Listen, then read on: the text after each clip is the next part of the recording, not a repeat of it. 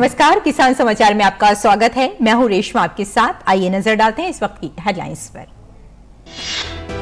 प्रधानमंत्री नरेंद्र मोदी ने मंगलवार को क्षमता को उजागर करना, प्रौद्योगिकी के इस्तेमाल से जीवन को सुगम बनाना विषय पर बजट उपरांत वेबिनार को किया संबोधित। कहा, हमारा प्रयास हर गरीब और वंचित के जीवन को बना रहा है आसान। तकनीक one nation one ration card का बनी आधार, इससे करोड़ों गरीबों को राशन मिलना हुआ आसान।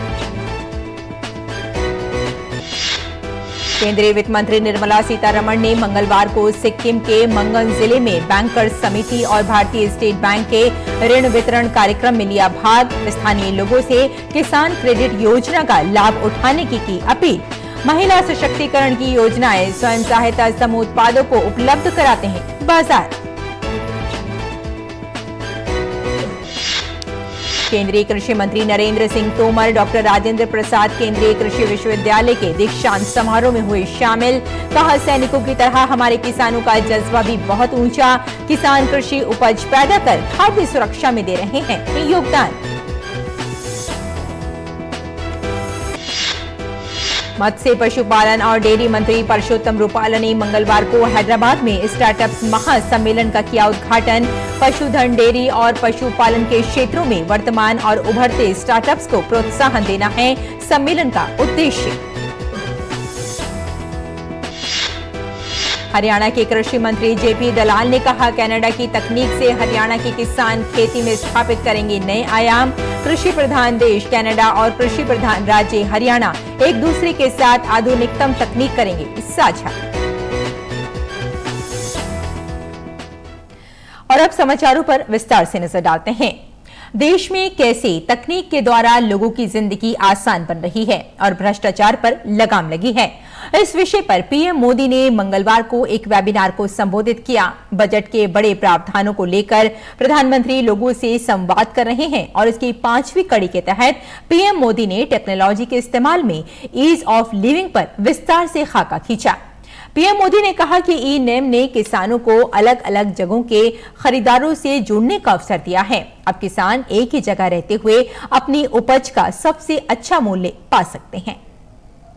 टेक्नोलॉजी हर किसी तक सही और सटीक इंफॉर्मेशन पहुंचाकर सबको आगे बढ़ने का समान अवसर दे रही है। हमारी सरकार टेक्नोलॉजी को बढ़ावा देने के लिए बड़े पैमाने पर इन्वेस्ट कर रही है। हम भारत में आधुनिक डिजिटल इंफ्रास्ट्रक्चर तैयार कर रहे हैं, साथ ही ये भी सुनिश्चित कर रहे हैं कि डिजिटल क्रांति का फायदा समाज के हर वर्ग तक पहुंचे। आज जेम पोर्टल जेम पोर्टल ने दूर दराज के छोटे दुकानदार या रेहड़ी पटरी वालों को भी ये अवसर दिया है कि वो सरकार को सीधे अपना प्रोडक्ट बेच सके। ई नाम ने किसानों को अलग अलग जगहों के खरीदारों से जुड़ने का अवसर दिया है। अब किसान एक ही जगह रहते हुए अपनी उपज का सबसे अच्छा मूल्य पा सकते हैं। पीएम मोदी ने कहा कि technology one nation one ration card का आधार बनी है और इससे करोड़ों गरीबों को राशन मिलना सुनिश्चित हुआ है। हमारा प्रयास हर गरीब और वंचित के जीवन को आसान बना रहा है, उनकी ईज ऑफ लिविंग बढ़ा रहा है। लोगों के जीवन में सरकार का दखल और दबाव भी कम हो रहा है। आज लोग सरकार को रास्ते की रुकावट नहीं मानते हैं, बल्कि लोग हमारी सरकार को नए अवसरों के कैटालिस्ट के तौर पर देखते हैं और निश्चित तौर पर इसमें टेक्नोलॉजी की बहुत बड़ी भूमिका रही है। आप देखिए, technology one nation one ration card का आधार बनी और इससे करोड़ों गरीबों को पारदर्शिता से राशन मिलना सुनिश्चित हुआ। और दूसरे, जो प्रवासी मजदूर होते हैं, जो माइग्रेंट लेबरर्स होते हैं, उनके लिए तो एक बहुत बड़ा आशीर्वाद बन गया। टेक्नोलॉजी, जनधन अकाउंट, आधार और मोबाइल, इन तीनों के कारण करोड़ों गरीबों के बैंक खातों में सीधे पैसा भेजना संभव हुआ। प्रधानमंत्री ने कहा कि पिछले कुछ वर्षों में सरकार ने एमएसएमई को सपोर्ट करने के लिए कई महत्वपूर्ण कदम उठाए हैं। पिछले कुछ वर्षों में हमने एमएसएमई को सपोर्ट करने के लिए कई महत्वपूर्ण कदम उठाए हैं। इस बात पर मंथन की जरूरत है कि भारत के लघु उद्योगों को बड़ी कंपनी बनने में कौन कौन सी बाधाएं आती हैं। हम छोटे व्यवसायों और छोटे उद्योगों के लिए कंप्लायंस कॉस्ट को कम करना चाहते हैं। आप जानते हैं कि बिजनेस में कहा जाता है कि टाइम इज मनी, इसलिए कंप्लायंस में लगने वाले समय की बचत का मतलब है कंप्लायंस कॉस्ट की बचत। अगर आप अनावश्यक कंप्लायंसेस की लिस्ट बनाना चाहते हैं तो यही सही समय है, क्योंकि हम पहले ही 40,000 कंप्लायंसेस खत्म कर चुके हैं। अगली खबर की ओर बढ़ते हैं। केंद्रीय वित्त मंत्री निर्मला सीतारमण सिक्किम के मुख्यमंत्री प्रेम सिंह तमांग की उपस्थिति में भालेदुंगा रोपवे और मिनी सेक्रेटरिएट लुम्से का वर्चुअल उद्घाटन और आधारशिला रखी। वित्त मंत्री ने सिक्किम राज्य में नाबार्ड प्रोजेक्ट के जरिए विकास योजनाओं के लिए अनुमति पत्र और चेक भी वितरण किए। केंद्रीय वित्त मंत्री निर्मला सीतारमण सिक्किम के दौरे पर हैं। अपनी यात्रा के दूसरे दिन उन्होंने राजधानी गंगटोक पे भालेडुंगा रोपवे का वर्चुअल माध्यम से उद्घाटन किया।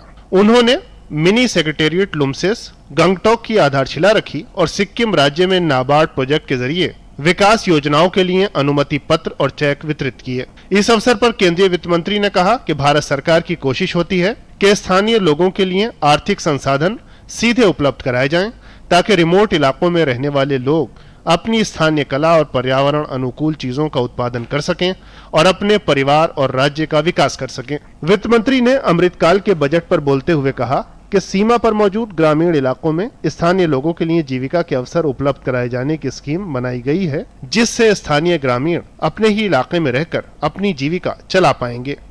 मुख्यमंत्री प्रेम सिंह तमांग ने अमृतकाल के बजट की तारीफ करते हुए कहा कि केंद्र की विकास योजनाओं के जरिए आने वाले समय में राज्य में और तरक्की होगी। सिक्किम में भालेडुंगा रोपवे के जरिए पर्यटकों का 6 घंटे का रास्ता मात्र 15 से 20 मिनट में तय हो सकेगा। यह रोपवे आधुनिक तकनीक से निर्मित है और इसमें सुरक्षा के सभी मानदंडों का ख्याल रखा गया है। साथ ही लुम्से मिनी सेक्रेटेरिएट के बन जाने से गंगटोक में ट्रैफिक जाम से निजात मिल सकेगी और सचिवालय के विस्तार से कर्मचारियों को पर्याप्त सुविधाएं मिलना आसान होगा। केंद्रीय वित्त मंत्री निर्मला सीतारमण ने सिक्किम में पोस्ट बजट चर्चा पर लोगों को आश्वस्त किया कि स्थानीय लोगों के विकास के लिए सरकार की जो योजनाएं हैं उनको सीधे उन तक पहुंचाया जाएगा और ख़ास तौर से जो सीमा पर मौजूद ग्रामीण इलाके हैं वहां पर विकास की योजनाओं को तरजीह दी जाएगी, ताकि उन्हें कहीं और जाकर अपनी जीविका नहीं चलानी पड़े। कैमरामैन आलोक के साथ ऋषि कुमार। और केंद्रीय कृषि मंत्री नरेंद्र सिंह तोमर बिहार समस्तीपुर स्थित डॉक्टर राजेंद्र प्रसाद केंद्रीय कृषि विश्वविद्यालय के दीक्षांत समारोह में शामिल हुए। इस अवसर पर तोमर ने कहा कि हमारे किसानों का जज्बा देश के सैनिकों की तरह है। जिस तरह सैनिक सीमाओं पर बहादुरी से डटे रहकर देश की रक्षा करते हैं, उसी तरह हमारे किसान भाई बहन कृषि उपज उत्पन्न कर खाद्य सुरक्षा में अभूतपूर्व योगदान दे रहे हैं। यदि किसान खेती ना करें तो हमारे पास पैसा होने के बावजूद पेट भरने के लिए खाद्यान्न नहीं होगा। हमारा कृषि क्षेत्र 140 करोड़ भारतवासियों के लिए काफी महत्वपूर्ण है। किसानों को सम्मान की दृष्टि से देखना चाहिए। कृषि के विकास के लिए टेक्नोलॉजी के माध्यम से काम किया जा रहा है। देश के 86% छोटे किसानों की माली हालत सुधारने के लिए ठोस काम हो रहा है। केंद्र सरकार 10,000 नए एफपीओ बना रही है, जिस पर 6,865 करोड़ रुपए खर्च किए जा रहे हैं। तकनीक जैसे जैसे आगे बढ़ेगी, पढ़े लिखे युवाओं को गांवों में ही रोजगार के और अवसर मिलेंगे। गांवों में रोजगार बढ़ने के साथ कृषि क्षेत्र देश की और बड़ी ताकत बनेगा। तोमर ने कहा कि कृषि क्षेत्र चुनौतियों से भरा है, जिनका मुकाबला करते हुए सरकार सकारात्मकता के साथ आगे बढ़ रही है। तोमर ने कहा कि किसानों के परिश्रम, वैज्ञानिकों की कुशलता के कारण भारत आज दुनिया को देने वाला देश बन गया है। प्रधानमंत्री के कुशल नेतृत्व में जिस संकल्प, तकनीक व सकारात्मक सोच के साथ सरकार आगे बढ़ रही है, उसे देखकर पूरा विश्व चकित है। भारत बदलते परिदृश्य में दुनिया में अपनी एक अहम साख स्थापित करने में प्रधानमंत्री नरेंद्र मोदी जी के सशक्त नेतृत्व और उनकी कुशलता के कारण एक अलग प्रकार की साख विकसित हो रही है। और विशेष रूप से आपने देखा होगा कि जब कोविड का संकट आया तो कोविड के संकट में खाद्यान्न का विषय हो या वैक्सीन का विषय हो, तो जहां खाद्यान्न की जरूरत थी भारत उसमें भी पीछे नहीं हटा। और हमारा जो वैक्सीन था वो 220 करोड़ डोज तो हिंदुस्तान में लगा, लेकिन लगभग 100 देशों को हमने अपना वैक्सीन दिया और उनके नागरिकों की भी जान बचाने का जो एक हमारा दायित्व था उसको हिंदुस्तान ने पूरा किया। और टेक्नोलॉजी के मामले में, आत्मनिर्भरता के मामले में, ट्रांसपेरेंसी के मामले में, अपनी कमजोरियों के निराकरण के मामले में सरकार की योजनाओं के माध्यम से जो हिंदुस्तान का चित्र उभर रहा है, उसके कारण हिंदुस्तान से सारी दुनिया की अपेक्षाएं बढ़ी हैं। अगली खबर की ओर बढ़ते हैं। केंद्रीय मत्स्य, पशुपालन और डेयरी मंत्री परषोत्तम रुपाला ने आज हैदराबाद में स्टार्टअप्स महासम्मेलन का उद्घाटन किया। इस अवसर पर सूचना और प्रसारण राज्य मंत्री डॉक्टर एल मुरुगन, मत्स्य, पशुपालन और डेयरी राज्य मंत्री डॉक्टर संजीव कुमार बालियान के साथ ही मत्स्य, पशुपालन और डेयरी राज्य मंत्री टी श्रीनिवास यादव भी उपस्थित रहे। स्टार्टअप महासम्मेलन का उद्देश्य देश में पशुधन, डेयरी और पशुपालन के क्षेत्रों में वर्तमान और उभरते स्टार्टअप्स को प्रोत्साहन देना है। ये सम्मेलन उद्यमी, निवेशक, उद्योग विशेषज्ञों को अपने विचारों को साझा करने के लिए एक मंच प्रदान करेगा। इस सम्मेलन में चयनित स्टार्टअप्स पिच फेस्ट, क्रेता विक्रेता अपनी विशेषताओं को प्रदर्शित कर रहे हैं। इसके साथ ही पशुपालन और डेयरी क्षेत्र में शुरुआती चरण के स्टार्टअप्स संचालकों को प्रशिक्षित करने के लिए कार्यशाला का भी आयोजन किया गया है।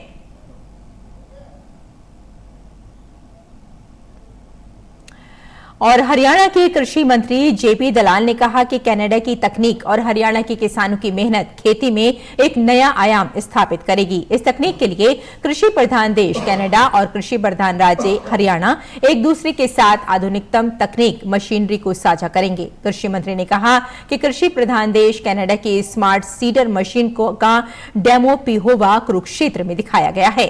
इस डेमो के बाद इस आधुनिक तकनीक की मशीन को भारत सरकार के माध्यम से खेती के लिए उपयोग किया जाएगा। इससे किसानों को निश्चित तौर पर फायदा होगा।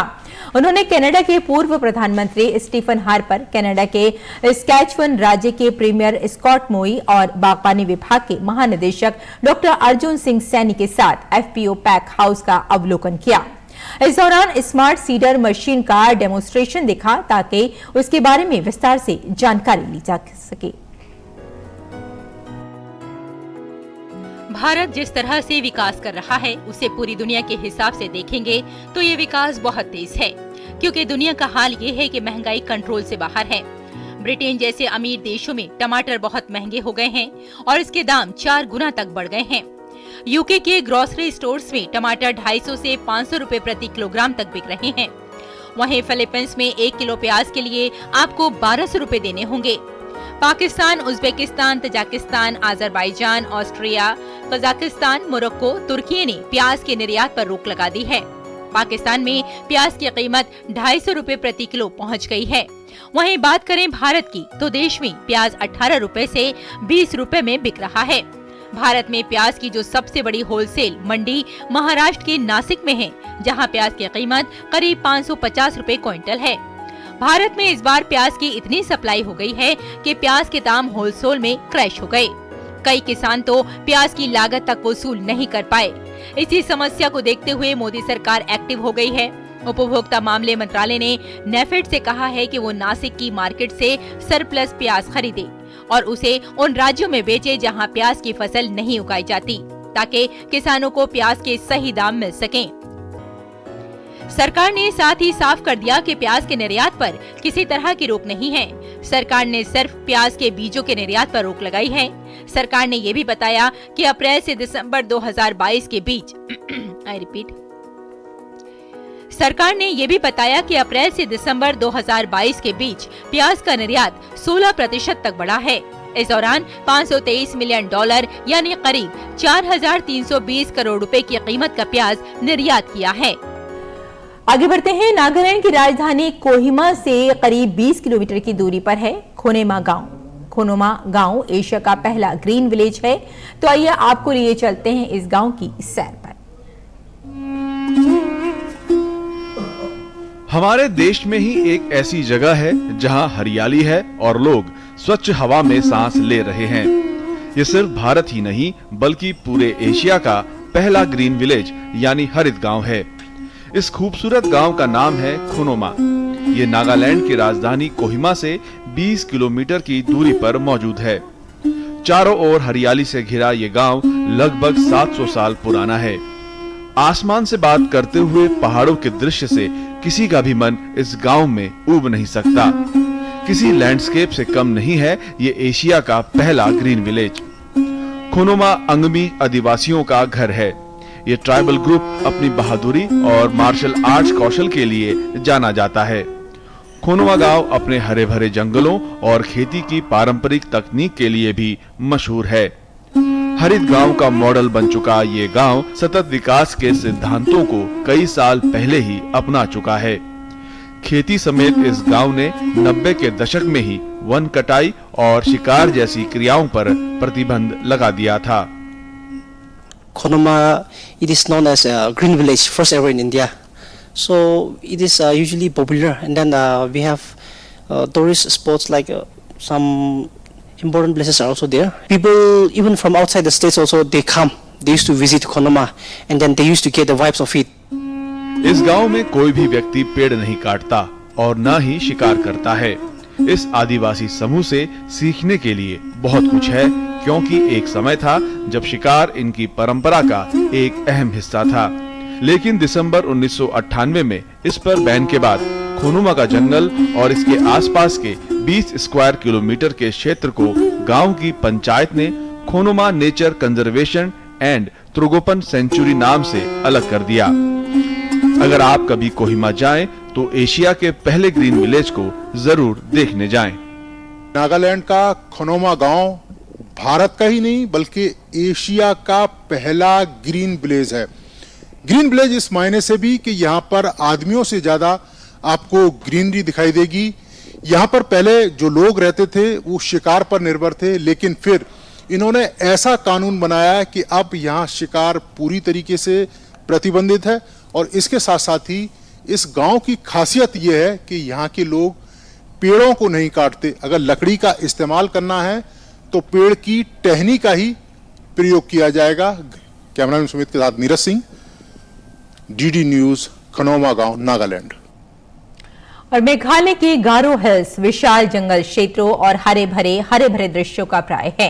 इन विशाल जंगलों के पश्चिम भाग में स्थित अमिंडा रंगसारे गांव कला और मूर्ति कला के प्रति उत्साही लोगों के बीच अपना नाम बना रहा है।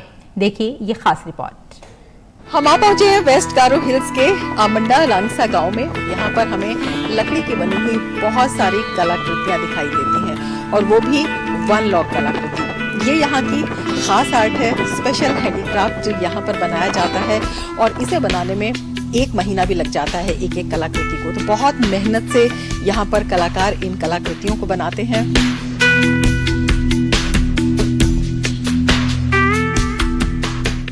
ये गांव अपनी लकड़ी और पत्थर की नक्काशी के लिए प्रसिद्ध है, जो इसके सबसे प्रसिद्ध कलाकार हंडम मारक करते हैं।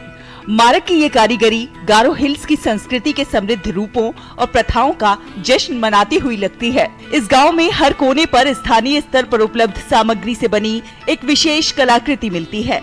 विविध मानवीय भावनाओं की अभिव्यक्ति के साथ साथ वन्य जीवन के उत्सव तक इस कलात्मक यात्रा में देखने के लिए बहुत कुछ है।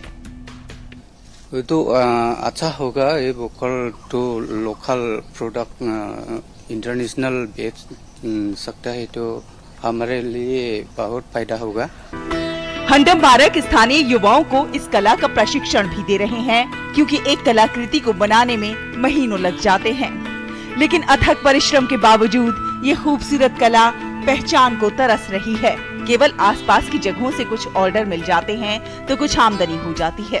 ये चाहते हैं कि प्रधानमंत्री के वोकल फॉर लोकल के आह्वान का फायदा इन्हें भी मिले। प्रधानमंत्री ने एक बात बता रहा था कि वोकल फॉर लोकल, जो लोकल में ये सुंदर सा चीज बनता है उसको दूसरा जगह में मतलब नेशनली और इंटरनेशनली इसको स्प्रेड करने से इसका नाम भी होगा हमारे मेघालय का, गारो हिल्स का और गांव का, और इसमें दाम भी होगा।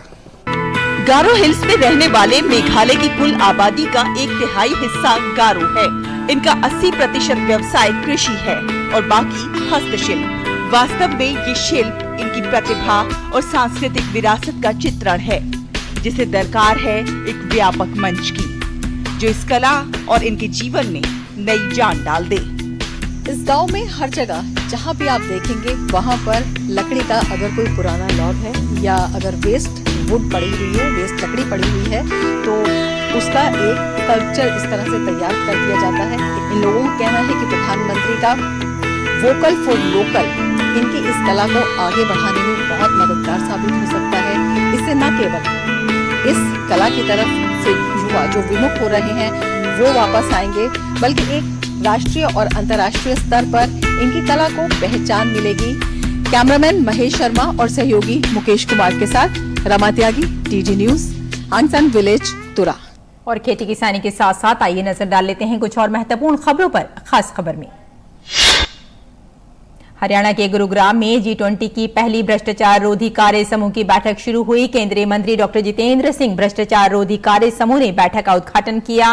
ACWG बैठक भ्रष्टाचार रोधी जागरूकता बढ़ाने, शिक्षा प्रदान करने, क्षमता निर्माण और सिविल सोसाइटी 20, थिंक टैंक 20, महिला 20 और व्यापार 20 जैसे मंचों के अनुभव के लाभों को वांछित रूप से शामिल करने के लिए एक ठोस प्रयास उत्पन्न करेगी।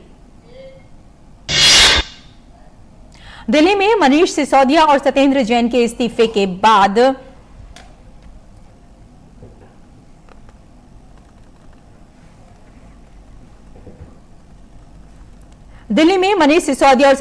के इस्तीफे के बाद अन्य मंत्रियों में विभाग बांट दिए गए हैं। दिल्ली सरकार में कुल 33 विभाग हैं। मुख्यमंत्री अरविंद केजरीवाल के पास कोई विभाग नहीं है। मनीष सिसोदिया के 18 विभागों में से वित्त और लोक निर्माण विभाग सहित 8 विभाग कैलाश गहलोत संभालेंगे और बाकी 10 विभागों की जिम्मेदारी राजकुमार आनंद को दी गई है, जिसमें शिक्षा और स्वास्थ्य शामिल है। सुप्रीम कोर्ट की तरफ से नोएडा और ग्रेटर नोएडा में काम कर रही रियल एस्टेट कंपनियों का बड़ा झटका दिया गया है। शीर्ष अदालत ने अपने निर्णय में 7 नवंबर के आदेश को निरस्त करने से इनकार कर दिया है। सुप्रीम कोर्ट ने 7 नवंबर 2022 को बिल्डरों को पट्टे पर दी गई जमीन के बकाया भुगतान पर 8% की अधिकतम दर से ब्याज वसूलने की सीमा को हटा दिया था। केंद्रीय मंत्री नितिन गडकरी ने टोल टैक्स को लेकर बड़ा ऐलान किया है, जिसका असर करोड़ों वाहन मालिकों पर पड़ेगा। केंद्रीय मंत्री ने बताया कि साल 2024 से पहले भारत में 26 ग्रीन एक्सप्रेसवे बन जाएंगे और साथ ही टोल टैक्स के लिए नए नियम जारी किए जाएंगे।